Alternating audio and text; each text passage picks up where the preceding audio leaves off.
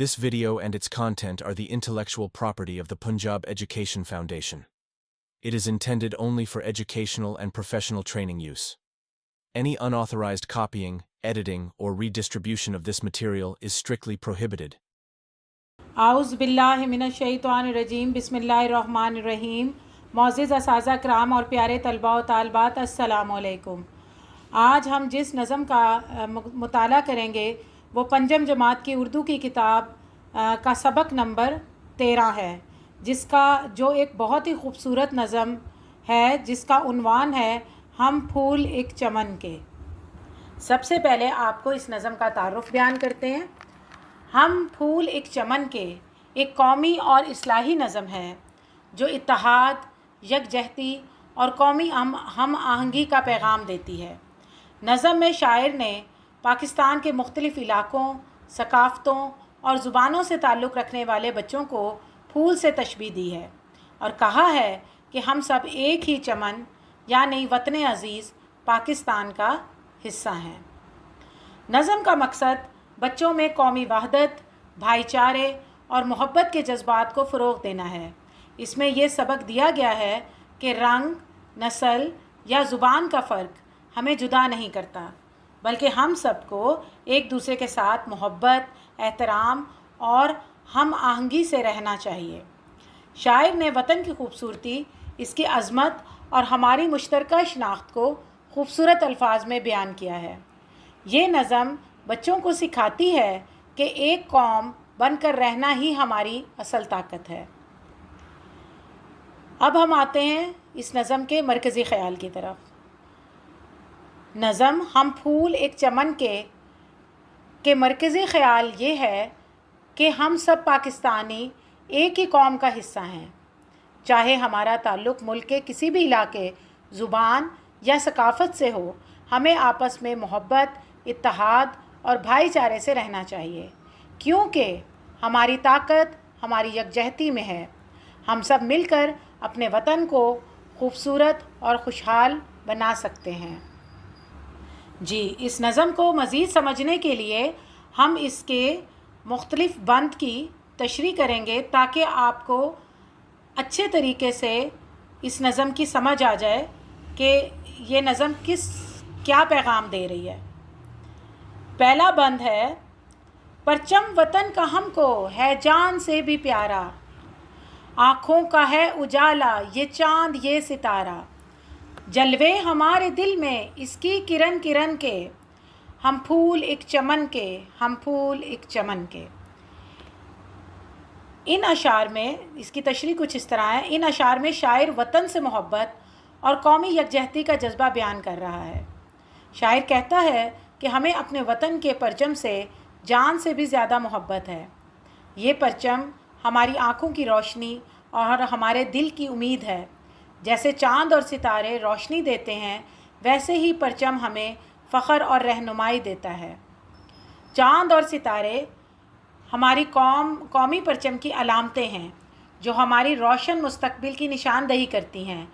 शायर मज़ीद कहता है कि इस परचम की हर किरण यानी हर शुआ हमारे दिल में बसती है। हम इससे जज्बाती और कल्बी वाबस्तगी रखते हैं।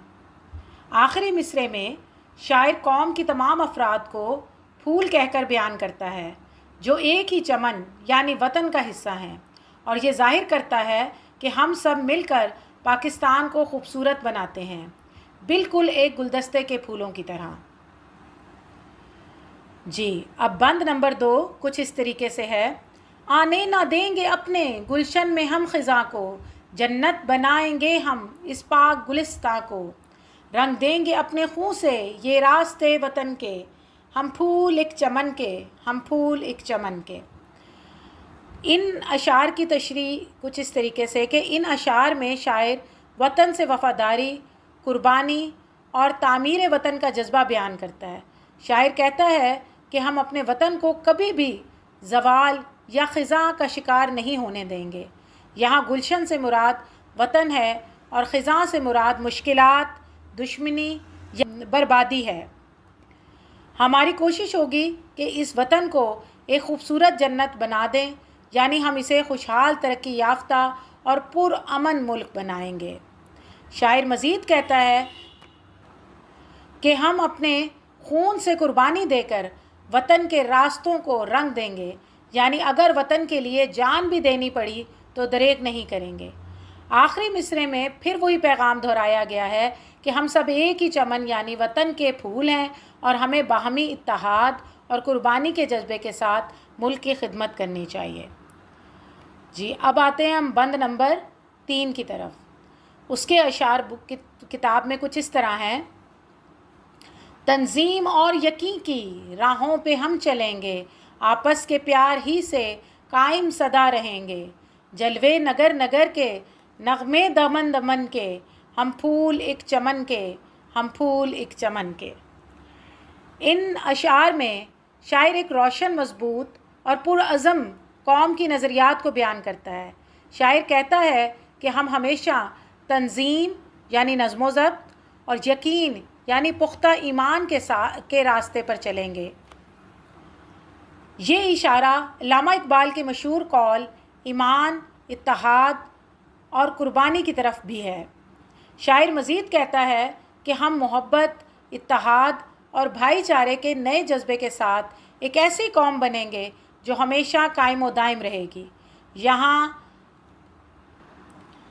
आपस के प्यार ही से कायम सदा रहेंगे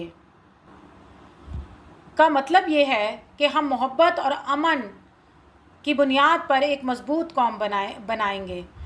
आखिरी अशार में शायर ये भी कहता है कि अगरचे दुश्मन हमारे घरों को जलाने की कोशिश करेंगे, लेकिन हम वतन के नक्श और निशानात को मिटने नहीं देंगे। हम अपनी शनाख्त, तहजीब और वतन से मोहब्बत को ज़िंदा रखेंगे। शायर याद दिलाता है कि हम सब फूल हैं एक ही चमन के, यानी वतन अज़ीज़ पाकिस्तान के, और हमें आपस में इत्तेहाद और यगानगत से रहना चाहिए। जी, उम्मीद है कि आपको इस नज़म की तशरीह सुनने के बाद अच्छे तरीके से इस पूरी नज़म का ख़ुलासा या मरकज़ी ख़्याल जो है वो समझ आ गया होगा कि ये नज़म किस तरफ इशारा कर रही है और हमें क्या पैगाम दे रही है। अब इस नज़म को समझने के बाद हम इसके मशक़ी सवालात की तरफ जाते हैं। तो मशक़ी सवालात कुछ इस तरीके से हैं। सबसे पहले सवाल नंबर 1, अल्फाज के मानी समझें। तो अल्फाज जो हैं वो चमन का मानी है बाग़, जलवा, नज़ारा, नगर, शहर या बस्ती, सदा, हमेशा, दमन, पहाड़ का दामन यानी वादी, तंजीम, मुनज़्ज़म जमात या निज़ाम। सवाल नंबर 2, नीचे दी गई नज़म के अशार के मुताबिक दुरुस्त अल्फाज को दुरुस्त मकाम पर मुकम्मल करें। जी, पहले हम खाली जगह पढ़ेंगे और फिर हम मुकम्मल जुमला आपको बताएंगे। जलवा है हमारे दिल में इसकी डैश से, रंग जलवा है हमारे दिल में इसकी किरण से, रंग देंगे अपने डैश से ये रास्ते वतन के, रंग देंगे अपने खून से ये रास्ते वतन के। तीसरा है, जन्नत बनाएंगे हम इस पाक गुलिस्तान, जो खाली जगह है उसमें आएगा पाक। आपस के प्यार ही से कायम डैश रहेगा, आपस के प्यार ही से कायम सदा रहेगा। पांचवा है, तंजीम और यकीन की डैश पर हम चलेंगे। इसका जुमला मुकम्मल इस तरह होता है, तंजीम और यकीन की राहों पर हम चलेंगे। जलवे नगर नगर के डैश दमन दमन के, जलवे नगर नगर के नगमे दमन दमन के। जी, अब आ गए सवाल नंबर 3 की तरफ। कॉलम अलिफ में दिए हुए अल्फाज की तरतीब दुरुस्त करके कॉलम बे में लिखने हैं। ठीक है जी, तो हम ये लफ्ज़ जो हैं ये आगे पीछे करके लिखे हुए हैं, मिसरों के अंदर जो लफ्ज़ हैं, और हमने इनको तरतीब करके लिखना है। तो पहला मिसरा है उजाला का आँखों, कॉलम अलिफ में। दूसरा मिसरा है यकीन और की तंजीम। तीसरा मिसरा है दमन नगमे के दमन। चौथा मिसरा है वतन रास्ते ये के। और आखिरी मिसरा है हम ख़िज़ा में को गुलशन।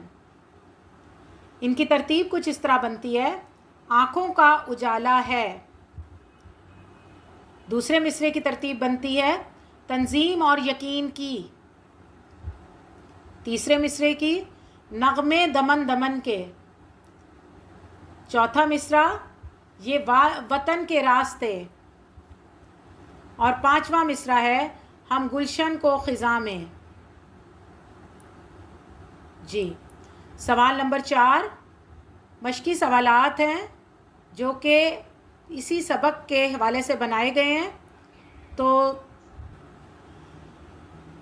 पहला सवाल है, चमन का फूल किसे कहा गया है?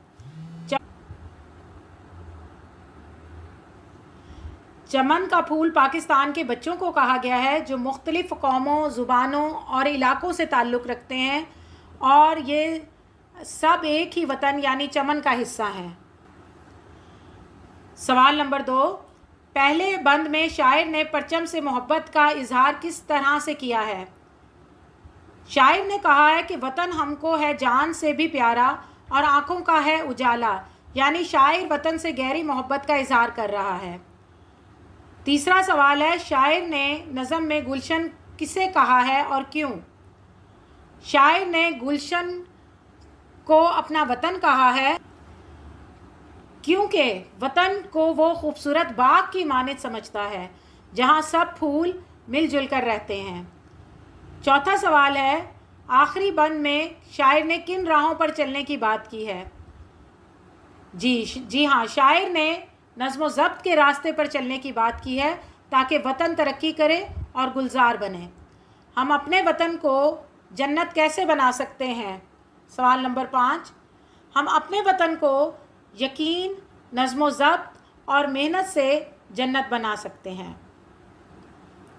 जी, ये तो हो गए तमाम सवालों के जवाब जो कि मश्क में मौजूद थे। अब हम चलते हैं सवाल नंबर 5 की तरफ। वतन से मोहब्बत के मौजू पर कोई शेर या नज़म साथियों को सुनाएं और पसंदीदगी की वजह भी बताएं। आप अपनी पसंद से बता सकते हैं, बच्चों की पसंद से सुन सकते हैं और फिर वजह पूछ सकते हैं। मैं अपनी पसंद से आपको शेर सुना रही हूँ। किसी कौम की हुर्रियत पर जो मर मिटे, वतन की मट्टी से बढ़कर कोई शय नहीं। पसंद करने की वजह यह है कि ये शेर हमें अपने वतन से मोहब्बत, वफ़ादारी और कुर्बानी का दर्स देता है। ये बताता है कि जो लोग अपनी कौम की आज़ादी के लिए कुर्बान होते हैं वही असल मुहिब्बे वतन होते हैं। वतन की मट्टी की अहमियत और इसकी हिफाजत के जज्बे को उजागर करना ही इस शेर को मेरे लिए पसंदीदा बनाता है। सवाल नंबर 6, ग्रोहों में बातचीत करके 2 ऐसी तजावीज़ दें जिन पर अमल करके हम अपने वतन का नाम रोशन कर सकते हैं। आपने क्लास में ग्रुप्स बनाने हैं और आपस में जो है ना डिस्कशन करनी है और उनमें फिर आपने ये तजावीज़ देनी है कि हम अपने वतन को कैसे उसका नाम रोशन कर सकते हैं। वतन का नाम रोशन करने के लिए 2 अच्छी तजावीज़ ये है, तालीम हासिल करना और मेहनत करना। अगर हम दिल लगाकर इल्म हासिल करें और अपनी काबिलियत को बेहतर बनाएं तो हम ना सिर्फ अपनी ज़िंदगी संवार सकते हैं बल्कि मुल्क व कौम की तरक्की में भी अहम किरदार अदा कर सकते हैं। अब जी एक्सरसाइज का सवाल नंबर 7 है, हरूफ की तरतीब दुरुस्त करके इन लफ्ज़ों के दो हम आवाज़ अल्फाज भी लिखें। जी, तो लफ्ज़ क्या क्या हैं? लाम, फे, वाव। ये लफ्ज़ आगे पीछे हर्फ लिखे हुए हैं, आपने इनको तरतीब दे के अल्फाज बनाना है। और अल्फाज इससे क्या बन रहा है? फूल। और हम आवाज़ अल्फाज क्या बन रहे हैं? भूल और धूल। सेम इसी तरह अगले हर्फ हैं और हमने उनको मिला के अल्फाज बनाना है और फिर 2 हम आवाज़ अल्फाज लिखने हैं उससे। नून मीम चे ये बनता है चमन और इसके हम आवाज़ अल्फाज हैं दमन, कफन। तीसरे के हरूफ हैं अलिफ, जीम और नून। जब इनको इकट्ठा करते हैं तो बनता है जान और इसके 2 हम आवाज़ अल्फाज हैं बान और दान। चौथा हर्फ है गाफ नून रे। इसको जब इन हरूफ को तरतीब से लिखते हैं तो लफ्ज़ बनता है रंग, और इसके दो हम आवाज़ अल्फाज हैं तंग या संग। आखिरी जो हरूफ दिए गए हैं वो है रे, अलिफ, पे, ये, अलिफ। जब इन अल्फाज को तरतीब दे के जोड़ते हैं तो बनता है प्यारा, और हम आवाज़ अल्फाज हैं सारा और दूसरा तारा। जी, अगला है सवाल नंबर 8। कोसैन। कोसैन की तारीफ़। अब ये कवायद की रूह से हमारा टॉपिक चल रहा है। कोसैन, इन्हें उर्दू में गोल कोसैन भी कहा जाता है। जैसे हम रियाजी में ब्रैकेट्स का इस्तेमाल करते हैं, उर्दू में हम इसे कोसैन कहते हैं। ये दो अलामतें होती हैं इसकी। कोसैन का इस्तेमाल जुमले या इबारत में इजाफ़ी वजाहत यानी मिसाल या मतलब को मज़ीद प्रोमिनेंट करने या वाज़े करने के लिए किया जाता है। दर्जा झैल जुमलों में मुनासिब जगह पर कोसैन लगाएं। अहमद अली एक नामवर शायर आज हमारे स्कूल तशरीफ़ लाए। अब इस जुमले में एक नामवर शायर, उसके इर्द और गिर्द ब्रैकेट, छोटी ब्रैकेट लगेगी जिसको हम कोसैन कहते हैं। हमने वादी मरी पहाड़ों की मलका की सैर की। अब हमने वादी मरी पहाड़ों की मलका जो है उसके इर्द गिर्द हम ब्रैकेट लगाएंगे। पहाड़ों की मलका थोड़ा वाज़े करेंगे और इसके इर्द गिर्द ब्रैकेट लगा के कोसैन लगाएंगे। तीसरा है शहरियार अहमद और दानियाल अहमद, दो ज़हीन तालिब इल्मों ने इम्तहानात में नुमाया पोजीशन हासिल की। अब इस पूरे जुमले में दो ज़हीन तालिब इल्मों के इर्द गिर्द हम कोसैन लगाएंगे। चौथा है नसीम हजाजी, असल नाम मोहम्मद शरीफ, उर्दू के मारूफ नावल निगार हैं। असल नाम मोहम्मद शरीफ के इर्द गिर्द हम कोसैन लगाएंगे। उम्मीद है आपको कोसैन का कंसेप्ट समझ आ गया है। जिस चीज़ को भी हमने प्रोमिनेंट करना है या वाज़े करना है उसके इर्द गिर्द हम कोसैन लगाते हैं। आगे चलते हैं सवाल नंबर 9 की तरफ। दिए हुए अशार दुरुस्त तलफ़ुज़ लें और आहंग से पढ़ें। बदअज़ा पूछे हुए सवालों के ज़ुबानी जवाब दें। मेरी इज़्ज़त है ये, मेरी अज़मत है ये, मेरी दौलत है ये, मेरी जन्नत है ये, मेरा प्यारा वतन। इसके दरिया बड़े ताजगी से भरे, बाग फूले फले लहलहाते हुए, मेरा प्यारा वतन। इसके चश्मे जवां, इसमें नहरें रवां, जंगल और वादियाँ, इससे अच्छी कहाँ, मेरा प्यारा वतन। इन अशार में 4 हम आवाज़ अल्फाज की जोड़ियाँ जो हैं वो क्या हैं? जवां, रवां। हमने ये लफ्ज़ इन्हीं शेरों में से ढूंढने हैं। इज़्ज़त, अज़मत, बड़े भरे, और है फूले और फले।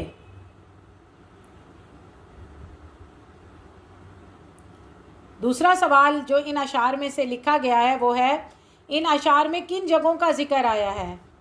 जगहों के नाम हमने बताने हैं। जन्नत, दरिया, जंगल, बाग और नहरें। इन अशार के मुताबिक हमारा वतन हमारे लिए क्या है? ये वतन हमारे लिए जन्नत है इन अशार के मुताबिक।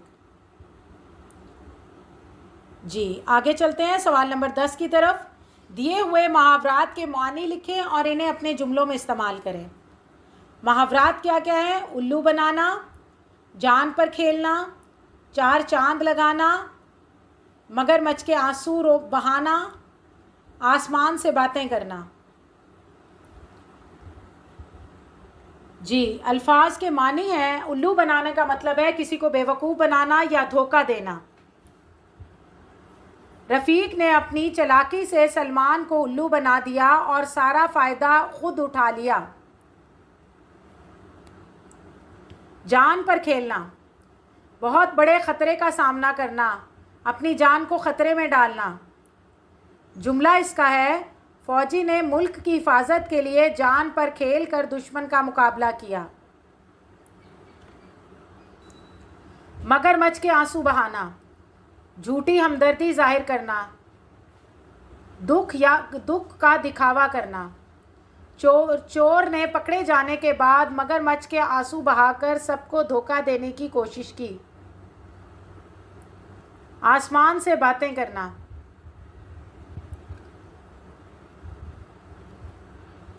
बहुत ऊंचा होना या हद से ज़्यादा बढ़ जाना। आजकल पेट्रोल की कीमतें आसमान से बातें कर रही हैं। सवाल नंबर 11, मिसाल के मुताबिक हिंसी गिनती को मद्देनज़र रखते हुए अददी तरतीब लिखें और इस अददी तरतीब के जुमले भी बनाने हैं। अब हिंसी गिनती है 11, 12, 13, 14, 16, 18 और 19। अददी हिस्से इसके ऐसे 11वीं भी लिखा जाता है, 11वां भी, 12वां 12वीं, 13वां 13वीं, 16वां 16वीं, 18वां 18वीं और 19वां 19वीं। अब इन अददी गिनती को जुमलों में इस्तेमाल करेंगे। तो 11वां या 11वीं को आप जुमलों में इस्तेमाल करेंगे। आज मेरा 11वां जन्मदिन है। 12वां या 12वीं में 12वीं को इस्तेमाल कर लेते हैं, वो 12वीं जमात का तालिब इल्म है। 13वां या 13वीं, कोई भी लफ्ज़ आप इस्तेमाल करके जुमलों में इस्तेमाल कर सकते हैं। उसने मुकाबले में 13वीं पोजीशन हासिल की। 16वां या 16वीं, आज उसका 16वां यौम पैदाइश मनाया जा रहा है। 18वां या 18वीं, वो अपनी तालीम के 18वें साल में है। 19वां या 19वीं, उसने 19वीं सदी की तारीख पर तहकीक की। सवाल नंबर 12, लाइब्रेरी में बैठने के लिए 5 नुकात पर मुश्तमिल एक हदायतनामा तैयार करें और अपने स्कूल की लाइब्रेरी के दरवाज़े पर आवेज़ा करें। लाइब्रेरी में बैठने के आपने रूल्स बताने हैं। तो 5 रूल क्या हो सकते हैं? खामोशी इख्तियार करें, किताबों का ख्याल रखें, मोबाइल फ़ोन बंद रखें, सफाई का ख्याल रखें और दूसरों को तंग ना करें। सवाल नंबर 13, एक दावतनामा तैयार करें और अपने दोस्त को अपनी सालगिरह में शिरकत की दावत दें। जी, दावतनामा होगा, प्यारे दोस्त, आप इसमें किसी भी दोस्त का नाम लिख सकते हैं। अस्सलाम वालेकुम, मुझे ये बताते हुए बेहद खुशी हो रही है कि मेरी सालगिरह की खुशी में एक छोटी सी तकरीब का एहतमाम किया गया है। इस खुशी के मौके पर आपकी शिरकत मेरे लिए बाइस मुसर्रत होगी। तारीख़ में आप अपनी सालगिरह का दिन की तारीख़ लिखेंगे, वक्त में आप टाइम लिखेंगे, मकाम में आपने जगह का नाम लिखना है। आपसे दरख्वास्त है कि वक्त पर तशरीफ़ लाकर हमारी खुशियों को दोबाला करें। दुआओं के तलबगार आपका दोस्त, और यहाँ पर आप अपने दोस्त का नाम लिखेंगे। उम्मीद है आपको इस नज़म की अच्छी तरीके से समझ आ गई होगी और एक्सरसाइज भी आपने मुकम्मल कर ली है और अच्छी तरह समझ ली है। शुक्रिया।